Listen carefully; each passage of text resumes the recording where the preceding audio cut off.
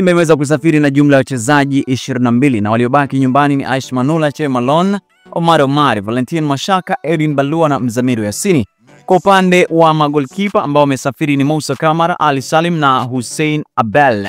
Kwa upande wa defenders yupo Karabu Chamo, Abdul Razak Hamza, Mohamed Hussein, Shomari Kapombe, Valentino, David Kamet, Kelvin Kejil.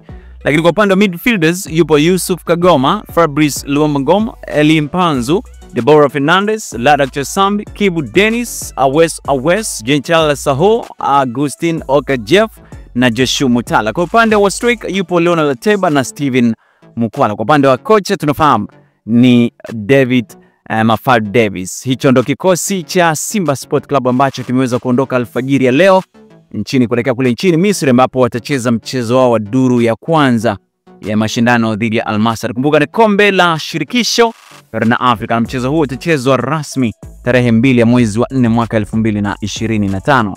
Na mara baada ya kikosi cha Simba Sport Club kuwasili kwenye uwanja wa ndege wa kimataifa wa Cairo, Misri, Ahmed Ali ambaye ni msemaji wa klabu ya Simba Sport Club aliweza kupata nafasi ya kuzungumza na baadhi ya mashabiki ambao waliweza kujitokeza kuweza kuipokea timu yao. Huyo hapa Ahmed Ali. Tutimize malengo yetu ya kuvuka hatua hii na kwenda hatua ya nusu finali.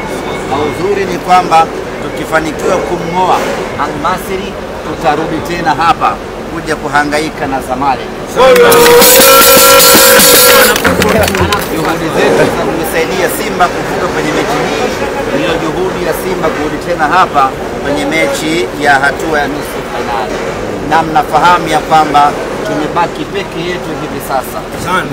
Hii bendera ni Simba Sports pekee ndio ambaye ana haki ya kuitumia hivi sasa kwenye michuano ya kimataifa.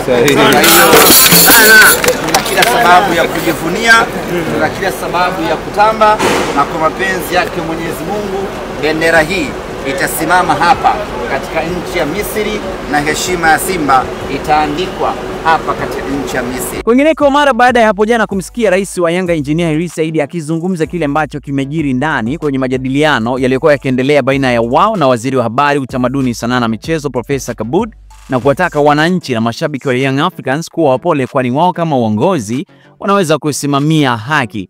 Leo tuko naye mwenyekiti wa Simba Murtaz Mangungu ameweza kutoa neno mara baada ya kutoka kwenye kikao hicho. Huyo hapa Murtaz Mangungu.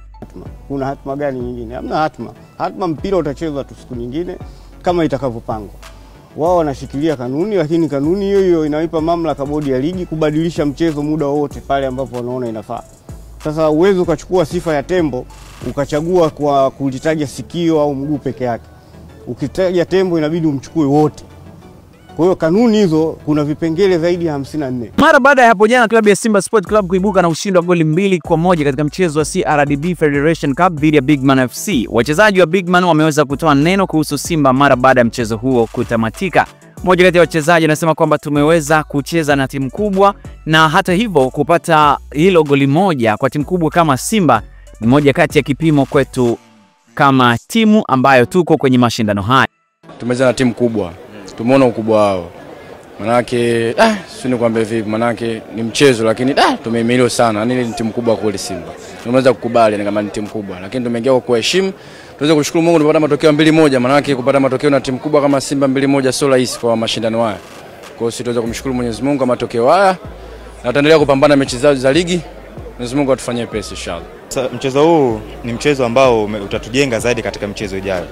Kwa sababu mchezo huu kuna experience nyingi sana hapa tumekutana nazo ambazo mwalimu pia nadhani ameziona. Kwa hiyo Mungu akijalia tutazitumia hizo kwa yale madhaifu ambayo tumeyafanya, tutarekebisha kwa ajili ya mchezo ijayo, na yale mazuri ambayo tumeyafanya tutayatumia kwa ajili ya mchezo wetu uliobaki katika NBC Championship.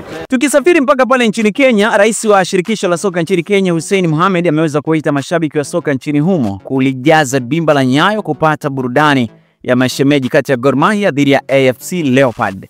Naye mwenyekiti wa kamati ya maandalizi ya CHAN Nicholas Musonye ameonya kuhusu uharibifu wa uwanja na kusema ikitokea uharibifu timu hizo mbili hazitacheza tena kwenye uwanja huo. This coming Sunday, Kenyan football fans will be treated to another exciting match as the Mashemeji Derby takes center stage.